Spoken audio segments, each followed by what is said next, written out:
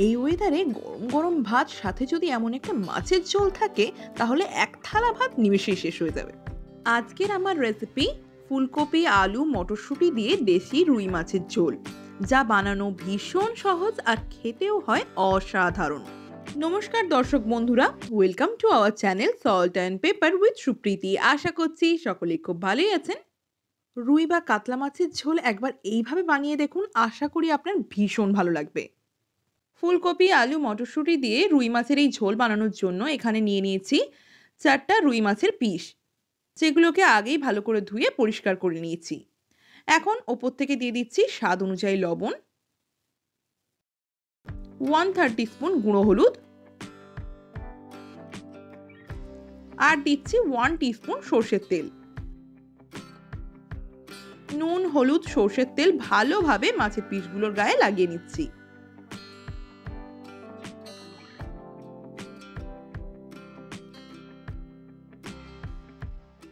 হয়ে গেছে, এটাকে এখন 5 মিনিট রেস্ট হওয়ার জন্য রেখে দিচ্ছি। এবার একটা কড়াই নিয়েছি, কড়াই ভালোভাবে গরম করে এর মধ্যে দিচ্ছি 4 টেবিল স্পুন সর্ষের তেল। রান্নার মধ্যে আর তেল অ্যাড করব না, এই তেলেই মাছ ভাজা করব আর এই তেলেই বাকি রান্নাটা করে নেব, তাই জন্য তেলটা একেবারেই অ্যাড করে দিলাম। এখন এই তেলটাকে খুব ভালোভাবে গরম করে নিচ্ছি। তেল থেকে ধোঁয়া ওঠা শুরু হয়েছে। আস্তে আস্তে নুন হলুদ সর্ষের তেল মেখে রাখা রুই মাছের পিসগুলো তেলের মধ্যে অ্যাড করে দিচ্ছি। মাছ ভাজার জন্য গ্যাসের ফ্লেমটা আমি মিডিয়াম টু হাই রেখেছি। এখন ডুবো তেলে বেশ কড়া করে মাছগুলোকে ভেজে নিচ্ছি। এক সাইড ভাজা হলে আস্তে আস্তে উল্টে নিয়ে অপর সাইডটাকেও বেশ ভালো করে ভেজে নিচ্ছি। এই দেখুন, মাছের পিসগুলো খুব সুন্দর করে ভাজা হয়ে গেছে। তেল ঝরিয়ে এগুলোকে একটা পাত্রের মধ্যে নামিয়ে নিচ্ছি।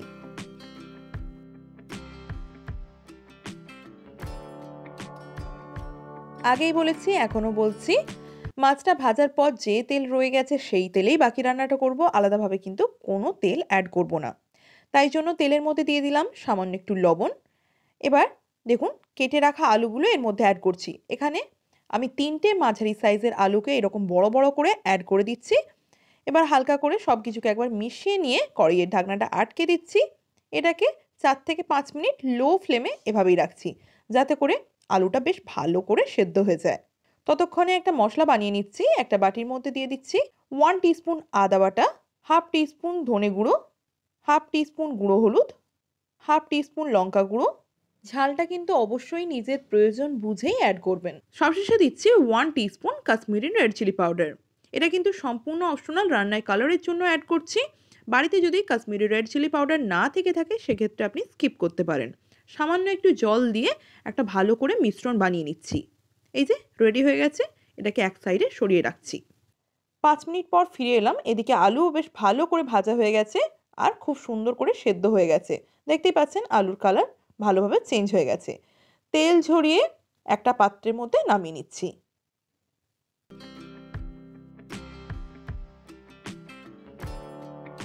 হয়ে গেছে। এবার যে তেল আছে তার মধ্যে অ্যাড করে দিচ্ছি সামান্য একটু লবণ, আর দিচ্ছি 1/3 টিস্পুন গুঁড়ো হলুদ। কেটে রাখা একটা মিডিয়াম সাইজের ফুলকপি এর মধ্যে অ্যাড করে দিচ্ছি। তবে ফুলকপিটাকে কেটে আগে কিছুক্ষণের জন্য নুন হলুদের জলের মধ্যে দিয়ে রেখেছিলাম, যাতে পোকামাকড় থাকলে সেটা পুরোপুরি বেরিয়ে যায়। সব কিছুকে একসাথে ভালো করে মিশিয়ে নিয়ে কড়াইয়ের ঢাকনাটা আটকে দিয়ে এটাকে 3 থেকে 4 মিনিট এভাবেই রাখছি। গ্যাসের ফ্লেমটা এই অবস্থায় লো টু মিডিয়ামে রেখেছি। 4 মিনিট পর কড়াইয়ের ঢাকনাটা খুলে নিয়েছি। দেখতেই পাচ্ছেন ফুলকপি সুন্দর করে সেদ্ধ হয়ে গেছে। খুব বেশিক্ষণ ধরে ভাজা বা সেদ্ধ করতে যাবেন না, এতে করে ফুলকপি যখন ঝোলে দেওয়া হবে তখন কিন্তু পুরোপুরি গলে যাবে। এখন তেল ঝরিয়ে ফুলকপিটাকেও একটা পাত্রের মধ্যে নামিয়ে নিচ্ছি। সব ভাজাভাজি হওয়ার পর কড়াইতে যে তেল আছে তার মধ্যে অ্যাড করছি 1/3 টিস্পুন কালো জিরে, 1/4 টিস্পুন পাঁচফোড়ন। কালো জিরে আর পাঁচফোড়ন থেকে সুন্দর একটা গন্ধ বেরোতে শুরু করেছে। এই অবস্থায় এর মধ্যে 2টো মাঝারি সাইজের পেঁয়াজ, যেগুলোকে ফাইনলি চপ করে নিয়েছি, অ্যাড করে দিলাম। এখন গ্যাসের ফ্লেম মিডিয়ামে রেখে এই পেঁয়াজটাকে হালকা করে ভেজে নিচ্ছি। খুব বেশিক্ষণ ধরে ভাজার কোনো প্রয়োজন নেই। এই যে দেখুন কালার চেঞ্জ হয়ে গেছে, এই পর্যন্ত ভাজলেই হবে। এখন এর মধ্যে অ্যাড করে দিচ্ছি বানিয়ে রাখা মিশ্রণটা, মানে আদা বাটা, ধনে গুঁড়ো, হলুদ গুঁড়ো, লঙ্কা গুঁড়ো আর কাশ্মীরি রেড চিলি পাউডারকে সামান্য জলে গুলে যে মিশ্রণ বানিয়েছিলাম সেই মিশ্রণটা। এখন গ্যাসের ফ্লেম মিডিয়ামে রেখে 3-4 মিনিট ধরে মশলাটাকে কষিয়ে নিচ্ছি। দেখুন মশলাটা অর্ধেক কষানো হয়ে গেছে। এই অবস্থায় এর মধ্যে অ্যাড করছি দুটো মাঝারি সাইজের টমেটো কুচি। টমেটোটাকে ফাইন করে কেটে নিয়েছি। এবার এর মধ্যে দিয়ে দিলাম হাফ টিস্পুন চিনি। টমেটোর টকটাকে ব্যালেন্স করার জন্য চিনিটা অ্যাড করলাম, আর চিনি দিলে কিন্তু রান্নার স্বাদটা বেশ ভালো হয়। সব কিছুকে একসাথে মিশিয়ে নিয়ে ভালো মতো কষিয়ে নিচ্ছি এই মশলাটাকে, যতক্ষণ না এই মশলার থেকে তেল ছেড়ে আসছে। মশলা এখন ভালো মতো কষানো হয়ে গেছে। ভেজে রাখা আলু আস্তে আস্তে এর মধ্যে অ্যাড করে দিচ্ছি। আলু যেহেতু সুন্দরভাবে সেদ্ধ হয়ে গেছে, তাই জন্য খুব বেশি নাড়াচাড়া করতে যাবেন না, তাহলে কিন্তু আলু ভেঙে যাবে। হালকা হাতে মশলার সাথে মিশিয়ে নিয়ে আলুটাকে কষিয়ে নিচ্ছি।